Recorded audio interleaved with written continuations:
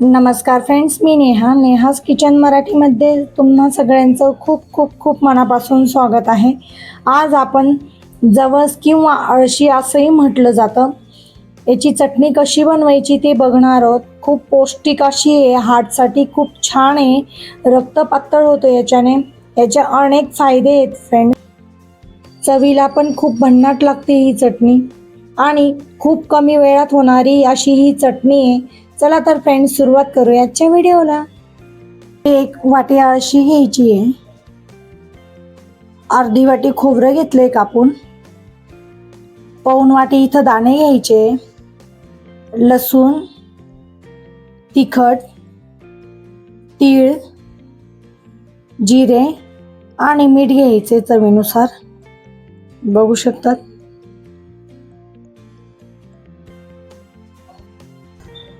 इथं कढई गरम झाली की आपल्याला अळशी टाकून घ्यायची, भाजून घ्यायची. बघू शकतात इथं अळशी किती छान तडतडतीये, म्हणजे छान अशी खमंग चटणी बनवून तयार होते. आता ही काढून घेणार आहोत. आता शेंगदाणे भाजून घेऊ. आता खोबरं भाजून घ्यायचंय. जेवढं आपण लाल बुंद क्रिस्पी भाजू तेवढे छान खमंग अशी चटणी तयार होते. थोडी तीळ पण लालसर भाजून घ्यायची आणि जिरे पण अर्धा मिनिट असं परतून घ्यायचे.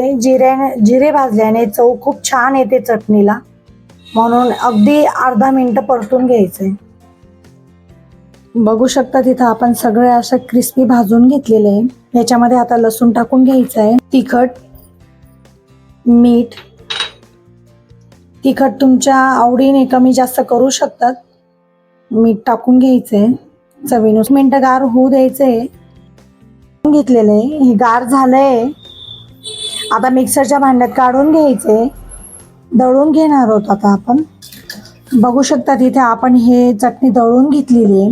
ही आता सगळी आपण एकजीव करून घ्यायची आहे.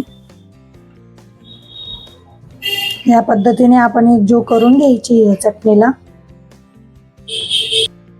बघू शकतात फ्रेंड्स, इथे आपली आळशीची किंवा जवसाची चटणी बनवून तयार आहे. खूप सुंदर होती ही, हार्टसाठी खूप चांगली आहे, रक्त पण पातळ होतं याच्याने. बघू शकतात. आणि खायला पण खूप अफलातून लागतात. रोज एक चमचा तरी ही चटणी नियमित खावी. बघू शकतात. तर फ्रेंड्स, आजचा व्हिडिओ तुम्हाला कसा वाटला? व्हिडिओ आवडला असेल तर अर्थातच लाईक करा, शेअर करा, कमेंट करा आणि सर्वात महत्त्वाचं सबस्क्राईब करायला विसरू नका. Thank you guys for watching my channel. Bye bye.